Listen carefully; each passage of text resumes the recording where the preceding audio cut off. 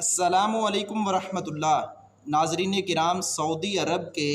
عالم اسلام پر بڑے احسانات ہیں اور بالخصوص پاکستان پر، اہل پاکستان پر ان کے بڑے احسانات ہیں، جہاں انہوں نے ہمیں عقیدہ توحید سکھلایا، جہاں انہوں نے ہمیں سنت نبوی الشریف سے روشناس کروایا، جہاں انہوں نے پاکستان کی ہر حالات، برے حالات میں، کڑے حالات میں مدد کی ہے اور ان کو تنہا نہیں چھوڑا، ہمیشہ اپنے بڑے بھائی کی طرح ان پر شفقت اور محبت کا ہاتھ رکھا ہے، اور ان کی خدمات یہ یاد رکھی جائیں گی اور ہم ان کا شکریہ بھی ادا کرتے ہیں کہ وہ ہمارے محسن رہے ہیں اور انہوں نے وہ اسلام متعارف کروایا ہے جو رسول اللہ صلی اللہ علیہ وسلم اپنے اصحاب کو، اپنے اہل بیت کو دے کر گئے تھے۔ ناظرین کرام، آج اللہ تعالیٰ کے فضل و کرم سے دنیا جانتی ہے، دنیا کے کونے کونے سے لوگ وہاں جاتے ہیں، وہاں شرک نہیں ہے، وہاں بدعات نہیں ہے، خرافات نہیں ہیں، وہاں یہ جتنی بھی ہماری برصغیر پاک و ہند کی رسومات ہیں، وہ مدینہ منورہ، وہ مکہ مکرمہ، وہاں یہ چیزیں آپ کو نظر نہیں آئیں گی۔ ان کی خدمات کا ایک وسیع دائرہ ہے اور اس پر لکھا جائے تو اس کے لیے کئی کتابیں درکار ہیں، کئی صفحات درکار ہیں۔ ناظرین کرام، ان خدمات میں سے ایک اہم ترین خدمت وہ ہے کلام اللہ کی نشر و اشاعت، قرآن کریم کا ترجمہ، تفسیر۔ دنیا کے کونے کونے میں انہوں نے لوگوں کے گھروں میں حجاج کرام کے ذریعے، عمرہ کرنے والوں کے ذریعے، زائرین کے ذریعہ سے پہنچایا ہے۔ اللہ تعالیٰ کے فضل و کرم سے وہ لوگ جو اہل توحید کے خلاف زہر اگلتے ہیں، جو لوگ کبھی ہم مسجد میں داخل ہوتے تھے تو کہتے تھے یہ گستاخ ہے، اس کو باہر نکال دو، اور مسجدوں کو دھوتے تھے، اللہ تعالیٰ کے فضل و کرم سے ان لوگوں نے وہاں تک یہ قرآن کریم کی تفسیر پہنچائی ہے اور سینکڑوں نہیں، ہزاروں کی تعداد میں لوگوں نے قرآن کریم کی اس تفسیر کو پڑھا، عقیدے کو درست کیا، نظریات بدلے، اور وہ لوگ سمجھے کہ اصل دین کے خیر خواہ اور صحیح دین پہنچانے والے اور جاننے والے اور اسلام کے علمبردار یہی لوگ ہیں۔ کوتاہیاں ہیں، کمیاں کوتاہیاں ان کے اندر موجود ہیں، اس کا انکار نہیں ہے، اور ہم ان کی اصلاحات کے لیے دعا گو بھی ہیں، اور ہمارے بڑے ان کو توجہ مبذول بھی کرواتے ہیں کہ بھائی آپ کو اللہ رب العزت نے یہ ایک عظیم ریاست کا ذمہ دار بنایا ہے، تو آپ اپنی پہچان صحیح طریقے سے کروائیں اور روشناس کروائیں اور صحیح تاثر دنیا کو جائے۔ ناظرین کرام، وہ لوگ جو پاکستان میں تو فضائل اعمال جو ہیں وہ کھول کر لوگوں کو سکھاتے ہیں، پڑھاتے ہیں، اور اس میں کئی ایک آپ جانتے ہیں باتیں ایسی ہیں جن کا کتاب و سنت سے دور سے بھی تعلق نہیں ہے، وہ لوگوں کو پڑھی پڑھائی سکھائی جاتی ہیں، اور لوگ بھی ہماری بولی بالی سیدھی سادی عوام، سیدھے سادے لوگ وہ سمجھتے ہیں کہ یہ بڑا یعنی کہ دین کا کام کر رہے ہیں۔ وہ یہ نہیں سوچتے کہ یہ خرافات کو اور یہ بدعات کو، یہ شرک کو پرموٹ کر رہے ہیں۔ ناظرین کرام، وہاں انہی لوگوں کا سعودی عربیہ میں وہاں تو ریاض الصالحین پڑھائی جاتی ہے، کیوں؟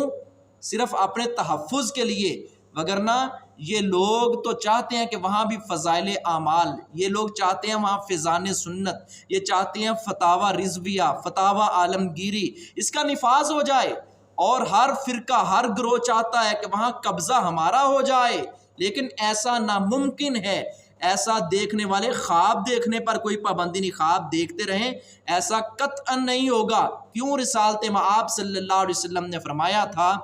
ایمان سمٹ کر ایسے ہی مدینہ میں آ جائے گا جس طرح سانپ سمٹ کر اپنے بل کے اندر داخل ہو جاتا ہے۔ ناظرین کرام، صحیح اسلام آپ لینا چاہتے ہیں، وہ اسلام جو صحابہ اور اہل بیت کو پیاری نبی دے کر گئے تھے، تو وہ اللہ تعالیٰ کے فضل و کرم سے کافی حد تک آپ کو سعودی عرب میں نظر آئے گا۔ اس میں بھی کچھ ہیں، قباحتیں ہیں، لیکن ہم وہ نہیں لیتے، اس میں اگر کوئی تھوڑی بہت کوئی کمی کوتاہی ہے، ہمارے لوگ جیسے نماز تراویح کے مسئلے کو بڑا اچھالتے ہیں، اجاگر کرتے ہیں، اس کے پیچھے کئی ایک وجوہات ہیں۔ اور یاد رکھیں، ہم رفع الیدین کریں یا اونچی آواز سے آمین کہیں یا فاتحہ خلف الامام کے ہم قائل و فائل ہیں، یا آمین بالجہر کا مسئلہ ہے، کئی ایک مسائل ہیں، ہم اس لیے نہیں کرتے کہ بیت اللہ الحرام کے امام ایسے کرتے ہیں، وہاں کے بادشاہ ایسا کرتے ہیں، وہاں کے اپنا ولی عہد ایسا کرتے ہیں، ہم تو اس لیے کرتے ہیں کہ ہمارے محبوب کریم صلی اللہ علیہ وسلم نے یہ تعلیم ہمیں دی ہے، یہ تربیت آپ ہمیں دے کر گئے ہیں۔ اس لیے ناظرین کرام، میں آپ سے گزارش کروں گا، اللہ تعالیٰ آپ کو، مجھے، ہم کو بار بار وہاں لے جائے، ذرا سوچیں، ذرا غور کریں، وہاں وہ لوگ ہیں اور دین کے معاملے میں وہ دین پہنچاتے ہیں جن کو اللہ رب العزت نے امین بنایا ہے، اور وہ ان رسومات کو قریب تک آنے نہیں دیتے، اور اگر وہ تھوڑی بہت لچک دیں یہ لوگ تو ٹوٹ پڑیں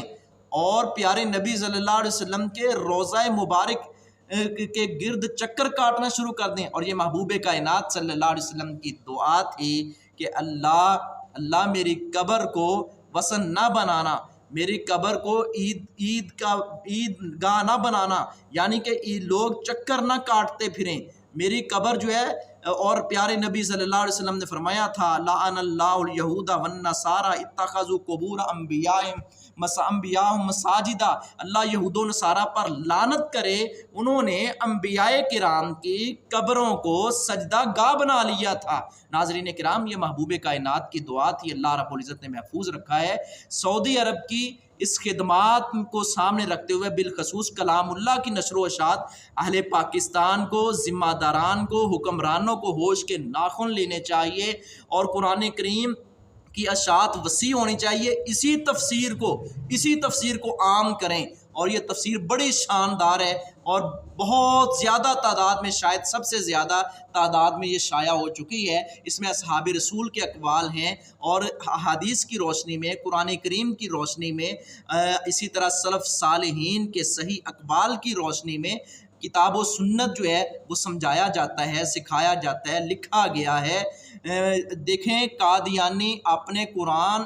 تحریف شدہ ترجمے میں انہوں نے غلطیاں اپنا تبدیلیاں کر کے، تحریف کر کے وہ پھیلا رہے ہیں، نشر کر رہے ہیں۔ حکمرانوں، اگر تم نے یہ ذمہ داری ادا نہ کی، تم اللہ رب العزت کے ہاں مجرم ٹھہرو گے۔ ہو سکتا ہے کہ سعودی عربیہ کے حکمران اسی کامیابی اور اسی کارہائے نمایاں کی بنیاد پر وہ اللہ کی جنت کے وارث بن جائیں، اور تم مجرم بن جاؤ۔ اس لیے تمہیں ہوش کے ناخن لینے چاہیے، ہماری عوام کو بھی، ہمارے ذمہ داران کو بھی، مذہبی طبقے کو بھی اس بات پر خصوصی توجہ دینا ہوگی، بالخصوص حکمرانوں کو۔ وما علیہ الا البلاغ المبین۔